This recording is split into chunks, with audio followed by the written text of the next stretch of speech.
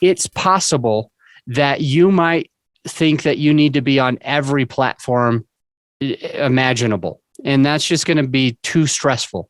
You want to be on specific online forums and social media groups that your listener is going to be. And I encourage you to do your absolute best to pick just one or two platforms, one or two forums, one or two social media groups where your avatar hangs out and go all in. If you've ever heard of there's a mile deep and an inch wide, or an inch deep and a mile wide. An inch deep and a mile wide isn't going to touch the hearts of anyone. It's only an inch deep.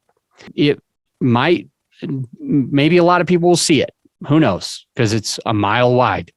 But if you want to focus on that forum, that platform, instead of being surface level on a dozen or more social media platforms or online forums, you want to go a mile deep and an inch wide in one or two perfect platforms where you're part of the community, you're adding value to the community. This can be a huge way to grow your podcast, especially when it's new.